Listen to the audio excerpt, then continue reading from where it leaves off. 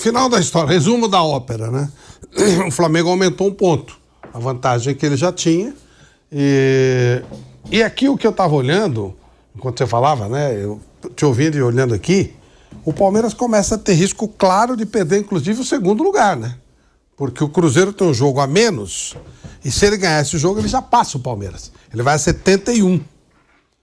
O Cruzeiro, ele tem tudo para ser o vice-campeão.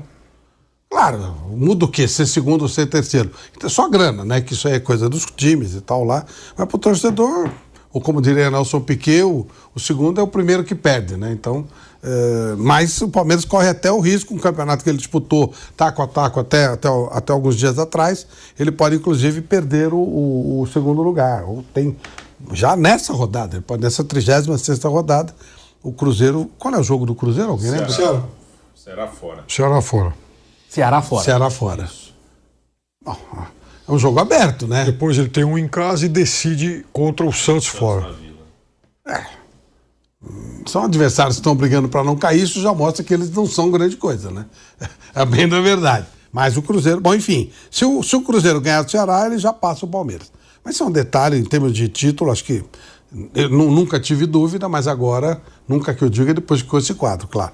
Mas depois de hoje, aí acabou realmente. Primeiro tempo, a gente teve uma...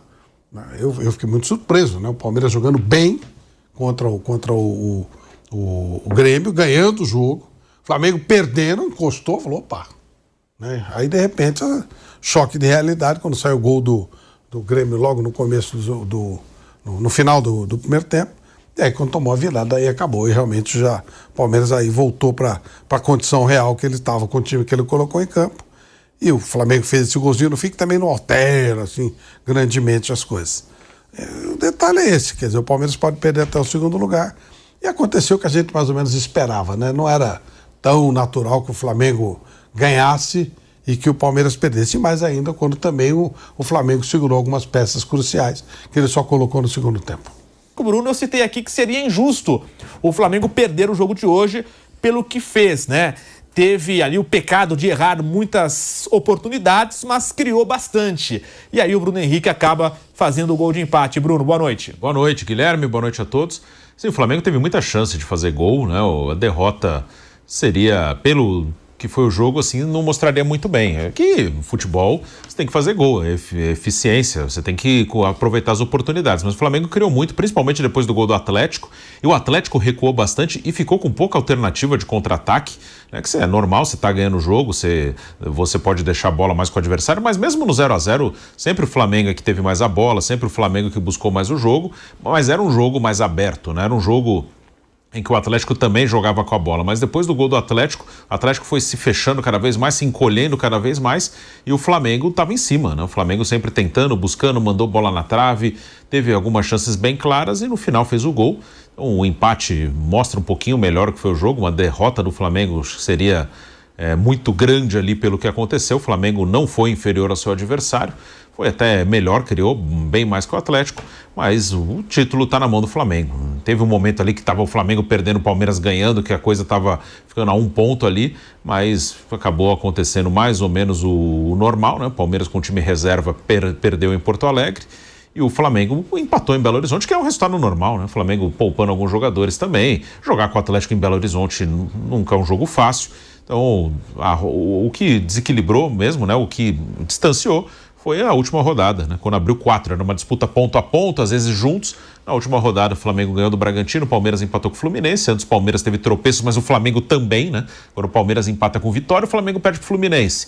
Mas na última rodada, o Flamengo voltou a vencer contra o Bragantino e aí ele acabou liquidando praticamente o campeonato e hoje deu mais um passo, vai confirmar o título semana que vem em casa contra o Ceará. Só depende de si. Para ser campeão, precisa vencer o Ceará na próxima quarta-feira no Maracanã. Vamos agora com o Rodrigo Viga, também para falar de Atlético Mineiro e Flamengo. Flamengo abre mais um ponto, agora são 5 de vantagem. Eu citei aqui essas chances, o time teve volume, pecou bastante nas finalizações, consegue o empate, que nesse conjunto da obra sai até com um gosto bom, né? Porque estava perdendo, consegue um empate no final. Agora, além desses aspectos positivos, né, Viga, que foi um empate e não ter perdido e ainda abriu mais vantagem para o Palmeiras, alguns outros pontos negativos. O Emerson Royal foi muito mal mais uma vez na lateral direita e o Ayrton Lucas também, né? E fica aquela dúvida, né? O Matias Vinha está tão mal assim para não poder nem ser relacionado, para não poder nem ter alguns minutos em campo?